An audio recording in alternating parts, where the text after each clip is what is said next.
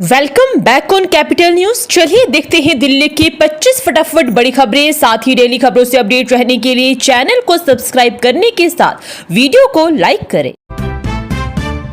राजधानी के विकास के लिए नहीं होगी फंड की कमी, दिल्ली सरकार ने रिजर्व बैंक से मिलाया हाथ। दिल्ली सरकार ने भारतीय रिजर्व बैंक के साथ एक समझौता किया है। अब आरबीआई दिल्ली सरकार के लिए बैंकर, ऋण प्रबंधक और वित्तीय एजेंट के रूप में कार्य करेगा। इससे यमुना सफाई, बुनियादी ढांचे और अन्य विकास कार्यों के लिए दिल्ली को कम ब्याज दरों पर ऋण मिल सकेगा। यह समझौता वित्तीय अनुशासन और आर्थिक विकास को बढ़ावा देगा, जिससे दिल्ली के विकास कार्यों में धन की कमी नहीं होगी। बिजली के पावर बैंकिंग, सर्दी में दूसरे राज्यों को बिजली देकर गर्मी में लेगी वापस। दिल्ली अपनी बढ़ती बिजली मांग को पूरा करने के लिए पावर बैंकिंग का उपयोग कर रही है। सर्दियों में अतिरिक्त बिजली अन्य राज्यों को देकर गर्मियों में वापस ले जाएगी। इस बार 300 मेगावाट से अधिक बिजली की व्यवस्था पावर बैंकिंग से हो रही है। BSES से गोवा, केरल, छत्तीसगढ़, हिमाचल प्रदेश और मणिपुर को बिजली दे रहा है। यह व्यवस्था ग्रिड विश्वसनीयता और क्षेत्रीय सहयोग बढ़ाती है। दिल्ली के युवाओं में विकसित होगी पढ़ने की आदतें, सभी विधानसभा क्षेत्रों में खुलेगी कम्युनिटी लाइब्रेरी। दिल्ली सरकार ने सभी विधानसभा क्षेत्रों में सामुदायिक पुस्तकालय खोलने की योजना बनाई है। इसका उद्देश्य आर्थिक रूप से कमजोर वर्गों के युवाओं में पढ़ने की आदतें विकसित करना है। कला, संस्कृति और भाषा विभाग की इस पहल के तहत प्रत्येक निर्वाचन क्षेत्र में एनजीओ के सहयोग से 1 से 2 पुस्तकालय स्थापित होंगे। एनजीओ को पहले वर्ष में 1.0 लाख रुपए और बाद में 40,000 रुपए तक का अनुदान मिलेगा, जिसका उपयोग फर्नीचर, किताबें और कर्मचारियों के मानदेय के लिए होगा। डीडीए की जनता आवास योजना में EWS फ्लैट्स लेने का मौका, 1 महीने तक चलेगा रजिस्ट्रेशन, 13 फरवरी को ड्रॉ। डीडीए जनता आवास योजना के तहत 140 WS फ्लैटों के लिए पंजीकरण 7 जनवरी से 7 फरवरी तक चलेगा। इच्छुक आवेदक डीडीए की वेबसाइट पर 2500 रुपए शुल्क के साथ आवेदन कर सकते हैं। इन फ्लैटों का आवंटन 13 फरवरी को कंप्यूटर आधारित ड्रॉ के माध्यम से होगा। ये फ्लैट द्वारका मोड़ और छतरपुर में स्थित है, जिनकी कीमतें 12.63 लाख से 24.37 लाख रुपए तक। दिल्ली की जेलों में अधिकारों की भारी कमी, उप महानिरीक्षक हो या अधीक्षक, सभी पर है अतिरिक्त जिम्मेदारी। दिल्ली की तिहाड़ जेल में क्षमता से 2 गुना कैदी है, जबकि अधिकारों के स्वीकृत पद कम है। एक अधीक्षक कई जेलों का प्रभार संभाल रहा है और DIG भी अतिरिक्त जिम्मेदारी निभा रहे हैं। इस असंतुलन से जेल की निगरानी और नीतिगत निर्णय प्रभावित हो रहे हैं। वर्तमान महानिदेशक के सेवानिवृत्त होने से नए नेतृत्व पर चर्चा जारी है, जिससे जेल प्रशासन में सुधार की उम्मीद है। दिल्ली एम्स के अध्ययन में डराने वाला खुलासा, आईसीयू में मरीजों को संक्रमण का अधिक खतरा, कैसे होगा इलाज। एम्स नई दिल्ली के अध्ययन के पता चला है कि आईसीयू गंभीर मरीजों के लिए संक्रमण का सबसे बड़ा केंद्र है। कमजोर प्रतिरक्षा, लंबे समय तक भर्ती और वेंटिलेटर जैसे उपकरणों के उपयोग से संक्रमण का खतरा बढ़ जाता है। अध्ययन में मल्टी ड्रग रेजिस्टेंट बैक्टीरिया को बड़ी चुनौती बताया गया है, जिससे इलाज मुश्किल हो जाता है। विशेषज्ञों ने संक्रमण रोकने के लिए सख्त प्रोटोकॉल, स्वच्छता और उपकरणों के नियमित स्टेरिलाइजेशन पर जोर दिया है। नहीं बिक रहे डीडीए के 34,000 फ्लैट से 17,000 करोड़ की देनदारी आई, नरेला में सबसे ज्यादा घर खाली। दिल्ली विकास प्राधिकरण ने 34,052 फ्लैट नहीं बिक पा रहे हैं, जिससे उस पर 17,000 करोड़ रुपए की देनदारी हो गई है। इनमें से 31,487 फ्लैट अकेले नरेला में है, जिनकी मुख्य वजह मेट्रो कनेक्टिविटी और सुरक्षा संबंधी मुद्दे हैं। डीडीए ने बिक्री बढ़ाने के लिए कई योजनाएं और छूट दी है और नई आवासीय योजनाएं भी ला रहा है। IRCTC घोटाला मामला, लालू यादव की याचिका पर दिल्ली हाईकोर्ट ने CBI से मांगा जवाब। दिल्ली हाईकोर्ट ने IRCTC घोटाला मामले में पूर्व रेल मंत्री लालू प्रसाद यादव की अपील याचिका पर CBI से जवाब मांगा है। लालू यादव ने अपनी पत्नी राबड़ी देवी, बेटे तेजस्वी यादव और 11 अन्य के साथ आरोप तय करने के निर्णय को चुनौती दी है। कोर्ट ने CBI को नोटिस जारी कर हलफनामा दाखिल करने का निर्देश दिया। अगली सुनवाई 14 जनवरी को। दिल्ली की दंगों की आग में झोंकाने वालों को मिले कड़ी सजा, सुप्रीम कोर्ट के फैसले पर बोली CM Rekha Gupta. Supreme court ने 2020 दिल्ली दंगों की साजिश मामले में उमर खालिद और शरजील इमाम की जमानत याचिका खारिज कर दी है। मुख्यमंत्री रेखा गुप्ता ने इस फैसले का स्वागत करते हुए कहा है कि दिल्ली को हिंसा में धकेलने वालों को कड़ी सजा मिलनी चाहिए। अन्य मंत्रियों ने भी इसे एक सुनियोजित साजिश बताया है और कहा है कि ऐसे फैसले भविष्य में हिंसा रोकने में सहायक होंगे। दिल्ली की जेलों में अधिकारियों की भारी कमी, उप महानिरीक्षक हो या अधीक्षक सभी पर है अतिरिक्त जिम्मेदारी। दिल्ली के तिहाड़ जेल में क्षमता से 2 गुना कैदी है, जबकि अधिकारियों के स्वीकृत पद कम है। एक अधीक्षक कई जेलों का प्रभार संभाल रहा है और डीजीआई भी अतिरिक्त जिम्मेदारी निभा रहे हैं। इस असंतुलन से जेल की निगरानी और नीतिगत निर्णय प्रभावित हो रहे हैं। वर्तमान महानिदेशक के सेवानिवृत्त होने से नए नेतृत्व पर चर्चा जारी है, जिससे जेल प्रशासन में सुधार की उम्मीद है।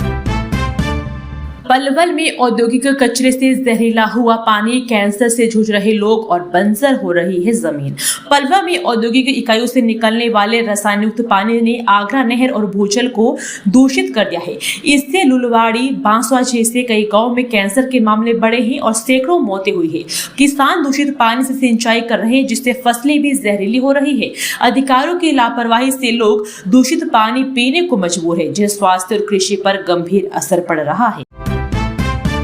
दिल्ली एमसीडी बजट, नागरिक सुविधा और वित्त अनुशासन पर जोर। एमसीडी बजट पर स्थायी समिति की हुई बैठक। एमसीडी स्थायी समिति ने 2026-27 के बजट अनुमानों पर चर्चा की। सदस्यों ने नागरिक सुविधाओं में सुधार, स्वच्छता, स्वास्थ्य, शिक्षा और वित्त अनुशासन पर जोर दिया। जन स्वास्थ्य, शिक्षा, सफाई, पशु चिकित्सा और बागवानी विभागों के लिए बजट बढ़ाने का सुझाव दिया गया है। दैनिक जागरण की वायु प्रदूषण में सुधार और कर्मचारियों के समय पर वेतन भुगतान की रिपोर्ट पर भी चर्चा हुई है। निगम की आर्थिक मजबूती और स्कूलों की स्थिति सुधारने पर भी ध्यान केंद्रित किया गया है। दिल्ली सरकार के अस्पतालों में विशेषज्ञ डॉक्टर की तैनाती का रास्ता साफ। सीनियर रेजिडेंट भर्ती के नतीजे जारी। स्वास्थ्य एवं परिवार कल्याण विभाग दिल्ली सरकार के अंतर्गत मौलाना आजाद मेडिकल कॉलेज द्वारा आयोजित सीनियर रेजिडेंट भर्ती साक्षात्कारों के परिणाम घोषित कर दिए गए हैं। सोमवार को यह जानकारी मौलाना आजाद मेडिकल कॉलेज द्वारा जारी आधिकारिक बयान में दी गई। सीनियर रेजिडेंट चयन प्रक्रिया दिल्ली के प्रमुख सरकारी अस्पतालों और मेडिकल संस्थानों में विशेषज्ञ डॉक्टरों की तैनाती के लिए की गई है। भर्ती सेंट्रलाइज्ड रिक्रूटमेंट कमेटी के माध्यम से कराई गई थी, जिसके तहत विभिन्न मेडिकल स्पेशलिटीज में आवेदन आमंत्रित किए गए थे। उम्मीदवारों के साक्षात्कार के बाद मेरिट के आधार पर विभागवार चयन सूची जारी की गई। चयन के बजाय नियुक्ति से तय होती है बीएसएफ में वरिष्ठता, याचिकाओं को खारिज करते हुए दिल्ली एससी ने की टिप्पणी। बीएसएफ के विभिन्न सब इंस्पेक्टर द्वारा दायर याचिकाओं पर दिल्ली हाईकोर्ट की संपूर्ण पीठ ने निर्णय सुनाया है कि चयन के बजाय नियुक्ति से बीएसएफ में वरिष्ठता तय होती है। अदालत ने कहा है कि जिन उम्मीदवारों की बीएसएफ में नियुक्ति मेडिकल एग्जामिनेशन की वजह से लेट हुई थी, वे उन बेंचमेट्स में वरिष्ठता का दावा नहीं कर सकते जिन्होंने पहले ज्वाइन किया था, भले ही देरी उम्मीदवारों की गलती से ना हुई। राजेंद्र नगर जैन मंदिर विवाद मामले में कोर्ट ने खारिज की याचिका, कहा जानबूझकर गलत फोरम में दायर की गई रिपीटिशन। 30 हजारी स्थित जिला न्यायाधीश की अदालत ने राजेंद्र नगर स्थित श्री जैन मंदिर और उसके प्रबंधन को लेकर चल रहे विवाद को लेकर दायर याचिका खारिज कर दी। जिला न्यायाधीश चंद्र मोहन ने राजेंद्र नगर जैन स्टेशन की ओर से दायर सिविल वाद को खारिज करते हुए याचिका कहा कि वादी संस्था ने मुकदमे का मूल्यांकन बिना किसी ठोस आधार के किया है और जानबूझकर गलत फोरम में याचिका दायर की। सड़क हादसे में हो गई थी गोलगप्पा विक्रेता की मौत, पीड़ित परिवार को मिलेगा 45 लाख रुपए का मुआवजा। मोटर दुर्घटना दावा अधिकरण ने 2023 में सड़क हादसे में जान गंवाने वाले गोलगप्पा विक्रेता दीप नारायण के परिवार को 45.6 लाख रुपए मुआवजा देने का आदेश दिया है। यह दुर्घटना तेज रफ्तार एसयूवी चालक की लापरवाही से हुई थी। अदालत ने बीमा कंपनी बजाज अलायंस को निर्धारित अवधि में राशि जमा करने का निर्देश दिया है, क्योंकि मृतक परिवार का एकमात्र कमाने वाला सदस्य था। ग्रैब के दौरान सरकारी कार्यालय में निर्माण पर एनजीटी सख्त, सीएक्यूएम, डीपीसीसी सहित अन्य को नोटिस जारी कर मांगा जवाब। नेशनल ग्रीन ट्रिब्यूनल ने ग्रैब 3 व 4 लागू होने के बावजूद दिल्ली में एक सरकारी कार्यालय में अवैध निर्माण का संज्ञान लिया है। Centre for development of telematics C DOT परिसर में 80 शौचालयों के निर्माण के दौरान धूल और प्रदूषण फैलाने की शिकायत पर एनजीटी ने वायु गुणवत्ता प्रबंधन आयोग को 10 दिन में स्थल निरीक्षण कर कार्रवाई रिपोर्ट दाखिल करने का निर्देश दिया है। शिकायतकर्ता ने स्वास्थ्य समस्याओं के लिए मुआवजे की मांग भी की। सनातन धर्मावलंबी कर रहे पवित्र सोमनाथ ज्योतिर्लिंग के दिव्य दर्शन 14 जनवरी तक एनसीआर के 28 क्षेत्रों में होंगे अनुष्ठान। आर्ट ऑफ लिविंग वैदिक धर्म संस्थान द्वारा आयोजित सोमनाथ ज्योतिर्लिंग दर्शन यात्रा दिल्ली एनसीआर पहुंच गई है। 14 जनवरी तक दिल्ली, नोएडा, फरीदाबाद, गुरुग्राम और गाजियाबाद के 28 स्थानों पर श्रद्धालु पवित्र सोमनाथ ज्योतिर्लिंग के दिव्य लाइव दर्शन कर सकेंगे। मेजर ध्यानचंद स्टेडियम में इसका भव्य शुभारंभ हुआ, जहां बड़ी संख्या में भक्तों ने उत्साहपूर्वक भाग लिया। यह यात्रा भक्तों को गुजरात जाए बिना ज्योतिर्लिंग के दर्शन का अवसर प्रदान कर रही है। ठंड से ठिठुरा दिल्ली एनसीआर, कोहरे के बीच एक्यूआई बहुत खराब, उड़ाने और ट्रेनें लेट। दिल्ली एनसीआर में कड़ाके की ठंड और घने कोहरे ने जनजीवन प्रभावित किया है। मंगलवार सुबह दिल्ली का एक्यूआई 343 दर्ज किया गया, जो बहुत खराब श्रेणी में है। कोहरे के कारण उड़ानों और ट्रेनों के संचालन में देरी हुई। रेवाड़ी जिले में भी शीतलहर और घना कोहरा छाया रहा। मौसम विभाग ने अगले कुछ दिनों तक घना कोहरा बने रहने का अनुमान जताया है, जबकि न्यूनतम तापमान में गिरावट की संभावना है। दिल्ली पुलिस के हाथ लगी बड़ी सफलता, 69 गोलियां मारकर डेयरी संचालक की हत्या करने वाले 2 शूटर मुठभेड़ में दबोचे। दिल्ली पुलिस ने आया नगर में 69 गोलियां बरसाने के मामले में एक शूटर को मुठभेड़ के बाद गिरफ्तार किया है। द्वारका इलाके में क्राइम ब्रांच और बदमाश के बीच हुई मुठभेड़ में शूटर के दोनों पैरों में गोली लगी, जिससे वह घायल हो गया। पुलिस ने उसे अस्पताल में भर्ती करवाया है और आगे की पूछताछ की जाएगी। गिरफ्तारी दिल्ली में हुई बड़ी गोलाबारी की घटना से संबंधित है। दिल्ली विधानसभा के अंदर और बाहर सियासी संग्राम, भाजपा विधायकों ने अरविंद केजरीवाल के खिलाफ खोला मोर्चा। दिल्ली विधानसभा के शीतकालीन सत्र में भाजपा विधायकों ने जोरदार हंगामा किया। उन्होंने अरविंद केजरीवाल पर चिश्कों से कुत्तों की गिनती कराने का झूठा आरोप लगाया है। भाजपा ने केजरीवाल से सार्वजनिक माफी की मांग की है, जिसके बाद सदन की कार्रवाई स्थगित करनी पड़ी। विधायकों ने विधानसभा परिसर में धरना दिया और कहा कि माफी न मिलने तक उनका विरोध जारी रहेगा। सोनिया गांधी की बिगड़ी तबीयत, दिल्ली के सरस गंगाराम अस्पताल में कराया गया भर्ती। कांग्रेस की वरिष्ठ नेत्री मंत्री सोनिया गांधी एक बार फिर से तबीयत बिगड़ गई है। तबीयत खराब होने से चलते उन्हें दिल्ली के सर गंगाराम हॉस्पिटल में भर्ती करवाया गया है। हालांकि उन्होंने कहा कि वे ठीक है और उन्हें चेस्ट फिजिशियन की देखरेख में रखा गया है। उधर हॉस्पिटल के एक सूत्र ने एक न्यूज एजेंसी को बताया कि वे एक रूटीन चेकअप के लिए भर्ती है, लेकिन उन्हें पुरानी खांसी की समस्या है। साथ ही बताया गया है कि वे चेकअप के लिए आती रहती है, खासकर शहर में इस प्रदूषण के कारण। मुख्यमंत्री नायब सिंह सैनी पहुंचे गुरुग्राम, हरियाणा विजन 2047 पर प्री बजट कंसल्टेशन की शुरुआत। मुख्यमंत्री नायब सिंह सैनी ने गुरुग्राम में हरियाणा विजन 2047 के तहत प्री बजट कंसल्टेशन सत्र की शुरुआत की। इस सत्र में राज्य के दीर्घकालिक विकास और आगामी बजट की प्राथमिकताओं पर मंथन किया जा रहा है। उद्योग, स्वास्थ्य, शिक्षा, IT सहित विभिन्न क्षेत्रों के प्रतिनिधियों ने सुझाव दिए हैं। मुख्यमंत्री ने कहा कि इसका उद्देश्य हरियाणा को आर्थिक, औद्योगिक और सामाजिक रूप से मजबूत बनाना है। दिल्ली में चोरी और स्नैचिंग का मास्टरमाइंड गिरफ्तार, आईफोन, सैमसंग समेत 31 महंगे मोबाइल फोन बरामद। दिल्ली क्राइम ब्रांच ने मोबाइल स्नैचिंग और चोरी के कुख्यात अपराधी जय भगवान उर्फ कालू को गिरफ्तार किया है।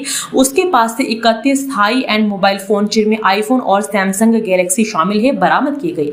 आरोपी दिल्ली के विभिन्न इलाकों में सक्रिय था और चोरी के फोन स्वरूप नगर में जमा करता था। उसका आपराधिक इतिहास भी है, जिसमें लूट और चोरी के 7 मामले शामिल है। पुलिस आगे की जांच कर रही है।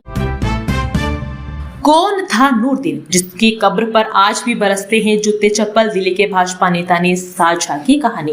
भाजपा नेता तेजिंदर बग्गा ने सोशल मीडिया पर एक पोस्ट के जरिए सिखों के 10वें गुरु गोविंद सिंह जी के से जुड़ी एक ऐतिहासिक कथा साझा की है, जिसमें एक गद्दार नूरदीन का जिक्र किया गया है। बग्गा की पोस्ट के साथ साझा किए गए एक वीडियो में कुछ लोग एक कब्र पर जूते चप्पल मारते नजर आ रहे हैं। इस वीडियो को लेकर सोशल मीडिया पर चर्चा तेज हो गई है। तेजिंदर बग्गा के अनुसार मुगलों को यह एहसास हो गया था कि युद्ध के मैदान में गुरु गोविंद सिंह जी को हराना असंभव है, इसलिए उन्हें मारने के लिए एक साजिश रची गई है। इस साजिश के तहत नूरदीन नामक के व्यक्ति को सिख के भेष में गुरु गोविंद सिंह की सेना में शामिल करवाया गया है।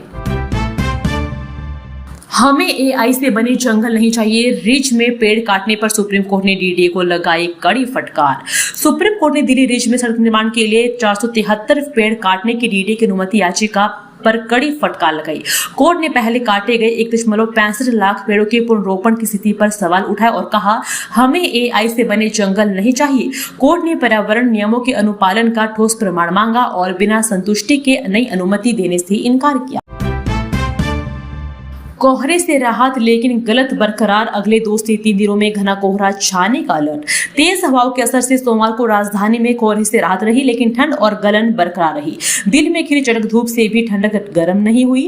तापमान में गिरावट का दौर भी चल ही रहा है। सोमवार को राष्ट्रीय राजधानी में अधिकतम तापमान 8.0 डिग्री सेल्सियस रहा, जो सामान्य से 1.3 डिग्री कम था, जबकि न्यूनतम तापमान 6.6 डिग्री सेल्सियस दर्ज किया गया, जो सामान्य से 0.3 डिग्री कम था। हवा में नमी का स्तर 100 से 61% तक रिकॉर्ड किया गया। मौसम विभाग का पूर्वानुमान है कि मंगलवार को सुबह कही गई हल्का कोहरा से हो सकता है दिन में आसमान साफ रहेगा।